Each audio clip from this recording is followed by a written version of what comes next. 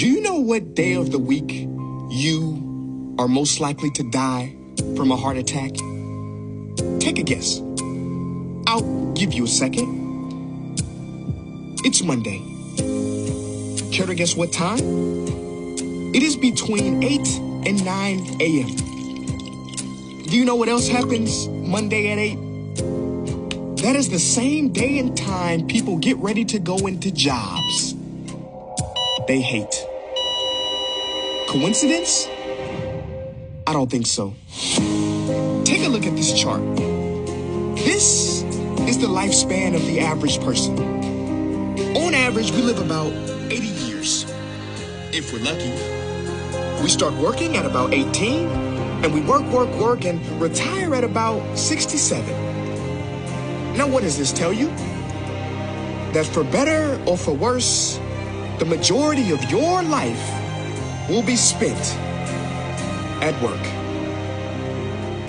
Do not spend that time unhappy. Like my friend Jay. See, Jay would always say, when I finish school, then I'll be happy. Well, Jay finished school, but he wasn't happy. So then Jay said, when I get a job, then I'll be happy. Jay got a job, but he still wasn't happy. So Jay said, when I get married, settle down, and have kids, then I'll be happy. Well, he got married, settled down, had 2 kids, but still wasn't happy. So then Jay said, okay, when the kids leave home and I retire, then I'll be happy. Well, the kids left home and he retired, but he still wasn't happy. So Jay started going to church. And I asked Jay why he was going to church so much. And he said, because when I die, then I'll be happy. Jay's story, however sad, is not unique. I could have replaced Jay with Johnny or Bonnie. In fact, Jay's initials stand for just about everybody. Many of us are like Jay, but it is not our fault. We have been tricked to stay stuck in jobs that are literally making us sick, and to be and then people. You know about the and then people, right? It's people who constantly say, and then I'll be happy. Ladies and gentlemen, we must go from living as and thens to becoming right nows. We have to be happy right now. How?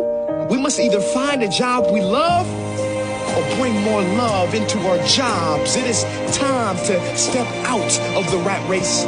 Because the funny thing is, even if you win, make a load of money, hold up the trophy that everybody hails, you're still a furry rodent with a pointy nose and long tail.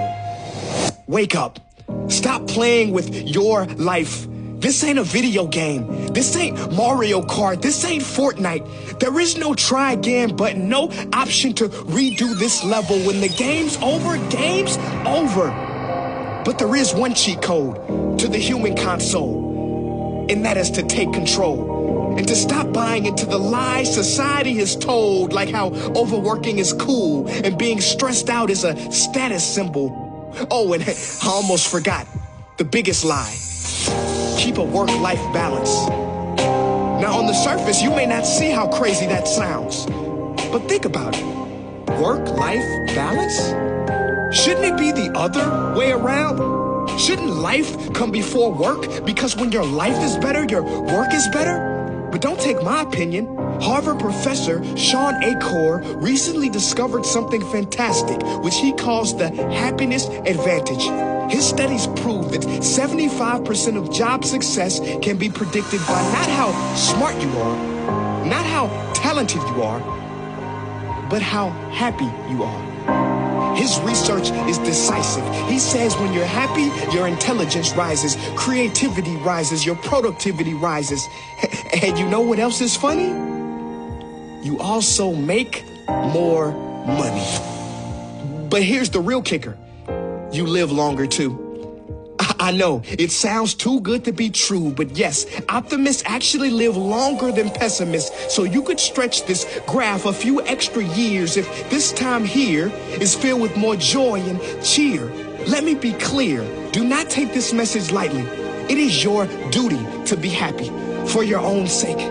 I don't care if you're here at the end, it is never too late to trade in your deadlyhood for a livelihood and refuse to suffer during the weekdays.